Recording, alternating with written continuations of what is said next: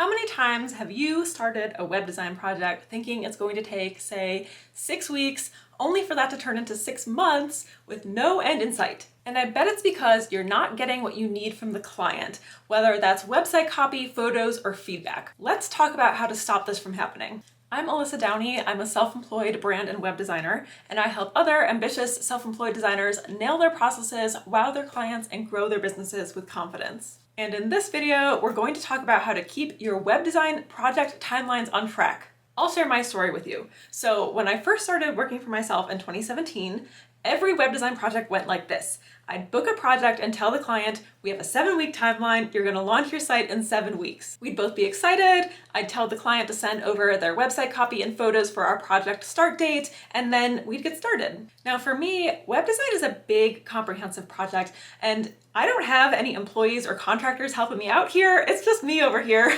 I'm the only web designer, so I can really only work on one website at a time. I can maybe do 2 if I have overlapping start dates so that the bulk of the work is not falling at the same time. But what I would do, and what I still do, is schedule my projects out months in advance according to this 7-week timeline. So I'd plan, okay, this website is going to start on this date and it's going to end on this date. That means I can start a new project on this date. And I felt so organized. I was like, this is great. I'm communicating my timelines. What could go wrong? Well, here's what kept going wrong. The web design project start date would roll around and my clients would not have their website copy and photos ready.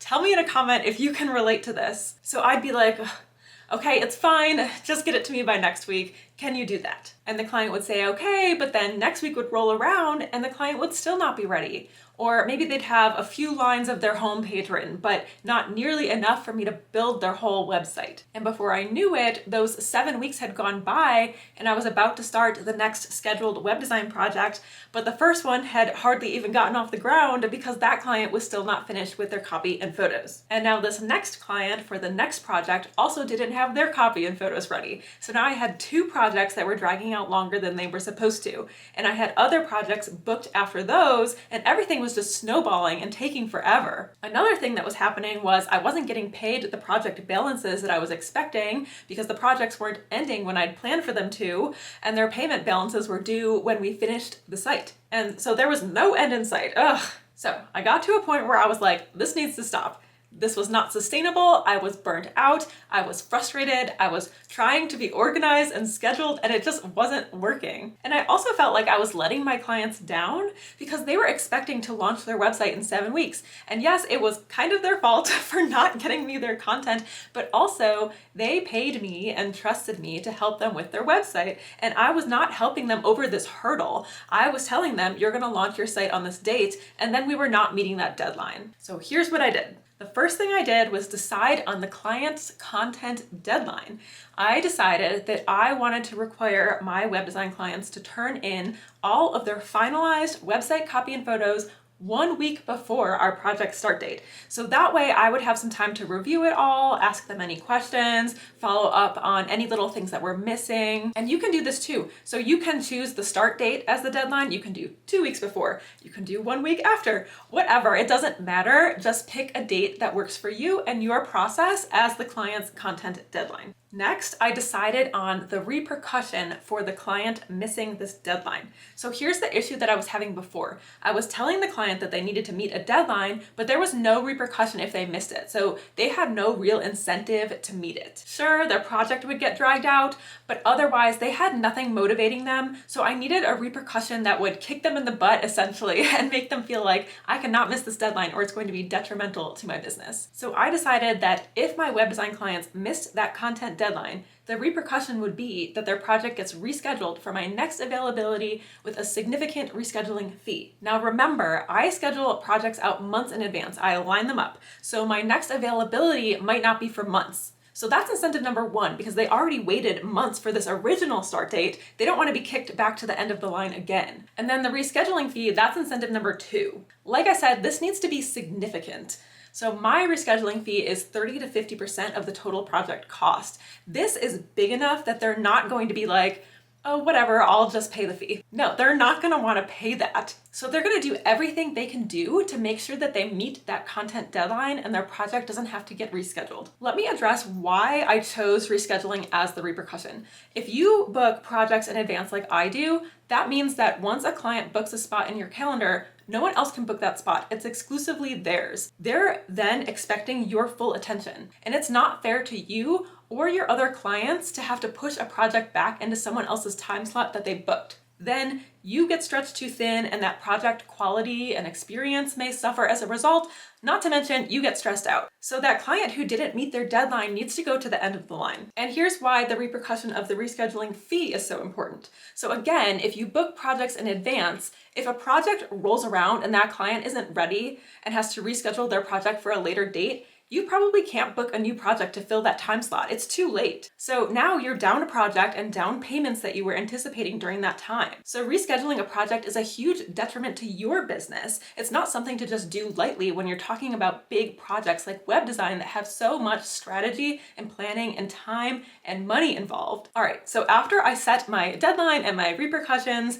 I added both of those things to my contract. Whenever you're making changes to your contract, please consult an attorney for exact wording and legality for your business. But it's really important to have your clients legally agree to these things. You can't enforce deadlines and repercussions if they're not in your contract. So at this point, I was like, great, the client is now legally bound to the content, deadline, and the repercussion. We're making progress. So now I started to sit back and wait until our project start date. But my clients still wouldn't have their website content ready. So sometimes what would happen was that content due date would roll around and I'd be like, where's the content?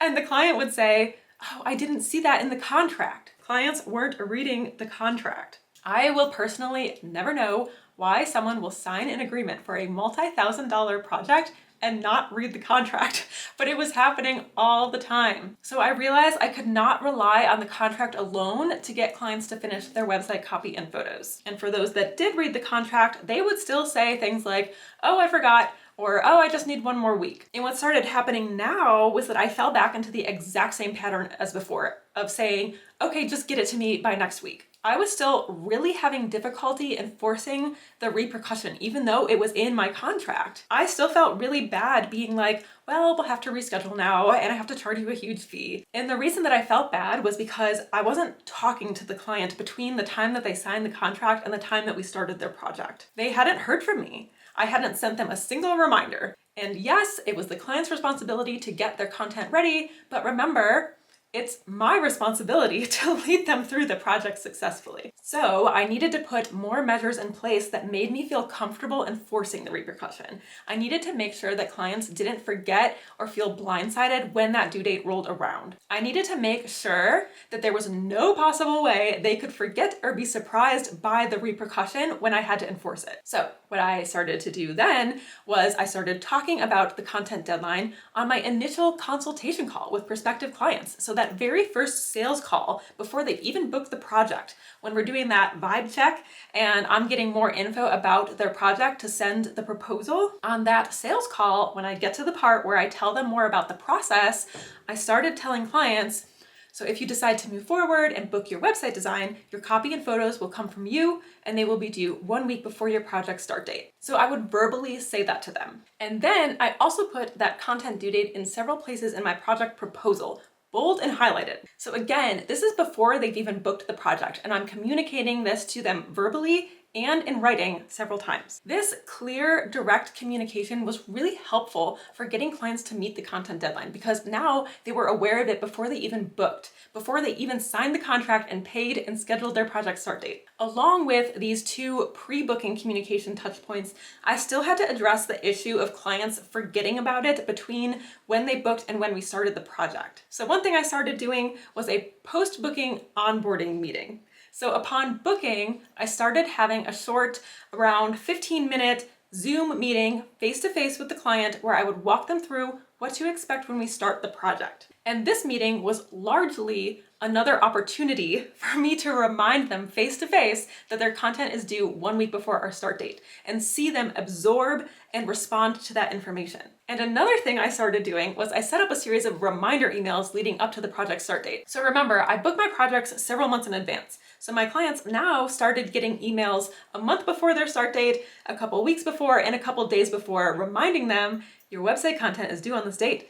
If it's not finished by then, we'll have to reschedule the project with a rescheduling fee. So now my clients are getting the information about their content due date on the initial sales call, in the proposal, in the contract, in the post-booking onboarding meeting, and in multiple reminder emails leading up to the start date. That's 5 different communications touch points. At this point, there was no way they could say that they forgot or they didn't know. No way. And now it finally became so much easier for me to enforce my repercussions if they missed the content deadlines. Because the issue before was that they were forgetting and I was feeling bad because I hadn't done a very good job of reminding them and being the project leader. But now if I have to say, okay, you missed your deadline, so we have to reschedule with a fee, there's no way they did not see that coming. They'll just be like, okay, I understand. And the problem was solved. Now my web design clients are meeting this content deadline. They are getting all of their finalized copy and photos for their website to me 1 week before the project start date. So now I'm starting every website project with all of the content I need to build the site. No more timelines dragging out. No more waiting on content from the client.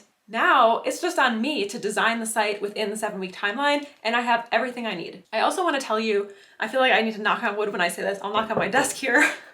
Ever since I've implemented all of these things, I've actually never had to reschedule a website project. Every client has met the content deadline. So here's what I want you to do after you finish this video. Grab a pen and a paper and write out everything that you need from your clients in order to start the project and build their website.